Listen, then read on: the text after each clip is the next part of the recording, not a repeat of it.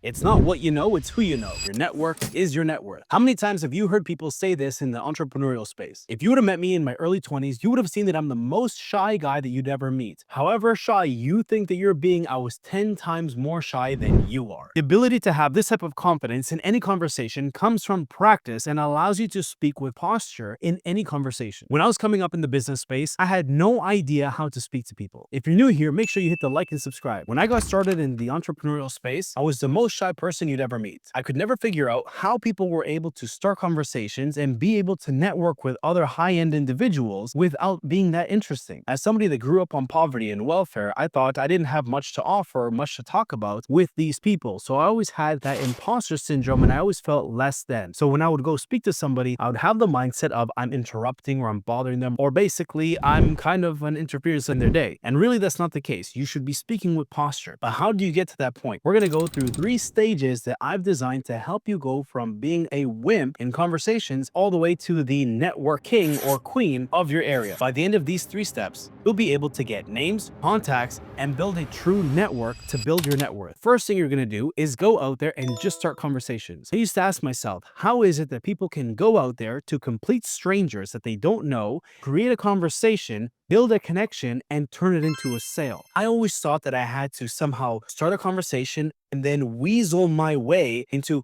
by the way, I'm selling and promoting this. Hey, nice to meet you. I'm Edwin. By the way, would you like to buy my service? And I would always end up turning people off from that conversation. And I could never figure out why. I thought I was pretty good at maneuvering my way, but it turns out I was being schemy. And I didn't mean to be schemy. That's exactly what was happening because I hooked them into the conversation for one thing, and then turns out I pulled a switcheroo. So we're talking about daily activities, and the next thing you know, it's like, by the way, do you want to buy this? So by the time I came out with the surprise, I had turned them off and they're no longer interested. Even if it would have been something for them, they're no longer interested because of how I hooked them in. So with these 3 steps that we're going to go over today, you're going to understand how to take things in a sequence and learn to maneuver things in a genuine way and be a genuinely interesting person because you will be genuinely interested. To start things off, you're going to forget about selling. You're going to forget about your pitch. You're going to forget about your sales program. You're going to forget about all of those things. How do you maneuver the conversation into making a sale? You don't. Throw all of that in the garbage. The way you're going to start networking is by building true and genuine connections. There's no way that you can have a real sale or a real connection and build your network authentically if you don't start building the proper building blocks or foundations off of authenticity and being genuine. So the first assignment you're going to do is go out there and just start conversations. Don't worry about their names, their contact info, their phone number, their Instagram, their social media, their email. Don't worry about any of that. What you're selling, what they're selling, what you have to offer, your better deal, even if they're the perfect customer, don't talk about it. First thing you're going to do is go out there, just start conversations. So where do I go? I don't know anybody. I'm not interested. How do I start conversations? I'm glad you asked. If you go to the gym, the grocery store, the mall, the gas station, the subway, the bus stop, school, down the street, the dog park, doesn't matter where it is that you go, if you are interacting with people or you see someone every morning at the coffee shop, at the bus stop, in the parking lot, and you go like this, that's enough for a conversation. The moment you step outside, there's hundreds of people that you can go practice on and you'll probably never see them again, so who cares? There's many ways that you can start conversations. It's going to take some practice. This is why you're not going to worry about names, contacts, or any of that other stuff, or even selling. You're just going to focus on starting conversations. So your first assignment is going to be go out there today and just start 5 random conversations. A conversation could start off with a compliment or a question of curiosity or a common interest. Some examples you could use are, hey, that food looks good. I haven't seen that around here. Where can I get that? Thank you for that. See you later.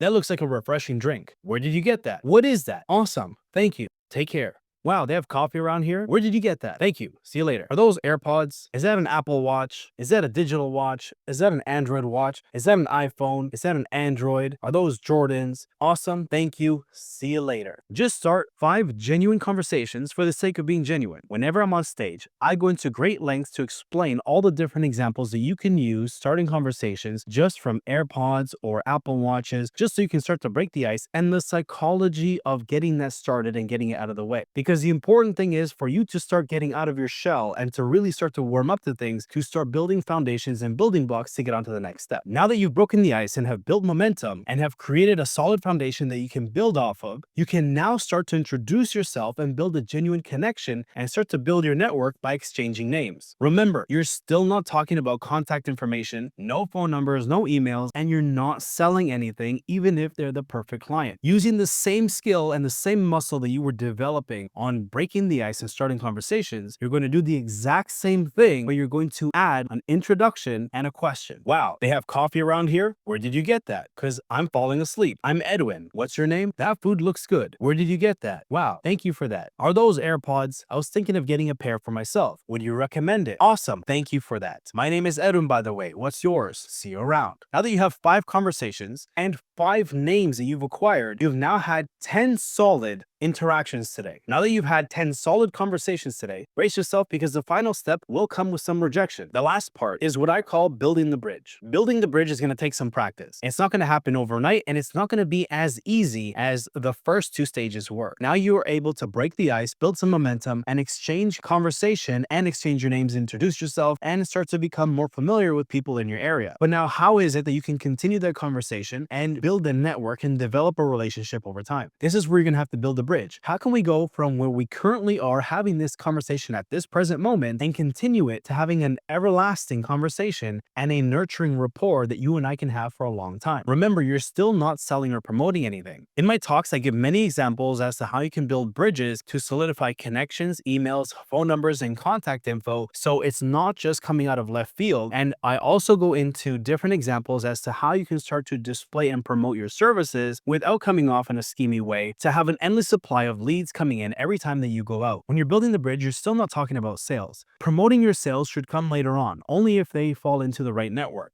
Before you can even get to that part, you have to have permission to continue the conversation. At the same time, you also are qualifying them as a potential lead because you don't want just anyone and everyone to be talking to because it would be a waste of time. You're making sure that this is the right person that you want to have in your network. Maybe you won't be selling to them, but perhaps you can connect them with somebody else in your network and build stronger connections. Going back to the examples of drinks, food, and Apple Watches and random conversations, I could say, hey, that food looks good. Where did you get that? I haven't heard of that place before. Do they have an Instagram? Do you mind sending it to me? I gotta get going. That's a cool tattoo. The artist looks really good. I've considered getting XYZ tattoo in the past. Would you recommend this artist? Do they have an Instagram or a website? Can you text that to me? Can you send that to me on Instagram? Can you send me their page? Can you email that to me? This is a way where you are building the bridge of where we currently are to having a conversation in the future. So when we revisit the conversation or I open it back up, I could say, hey, pleasure talking to you. And now we have continued that connection over the bridge and we can continue the conversation and build more rapport. Haven't seen you around. You come by here often. Nice to meet you. What other places do you go to? I've heard of this place. Hey, you seem to be interested in XYZ. I may know somebody that you could benefit from or that could benefit from your services. The whole time you haven't been promoting exactly what it is that you do sell or promote. Up until now, you've been creating a genuine connection. You've been genuinely interested, which has made you by default an interesting person. Because you've been building on all these building blocks, your momentum has now been increasing by an incredible rate and your frequency is now at a higher rate. In doing so, you've now by default also become more of an attractive person. So when you enter a room, you know how to connect with people and you're just radiating at a different frequency. And people will just be so attracted to you that they just want to talk to you and they want to do whatever it is you're doing because you just radiate at a different frequency. Just like a mosquito getting attracted to light. That's you now because you are radiating and you attract people into your life because now you're looking for the right people in your circle. And not only that, but the people that you allow in your circle, you make sure you nurture them and you connect them together. By using the 3 steps, you're now able to promote and sell your services indirectly. Notice at no point have I given you any advice as to how to pitch them, what scripts to use, and exactly what it is to say. The point of this conversation was to build genuine networks and proper relationships with people. You don't want to be that guy that every time that you have a conversation with somebody, you're always promoting and selling something. You want to be that guy or girl that is so respected respected in their niche, the people are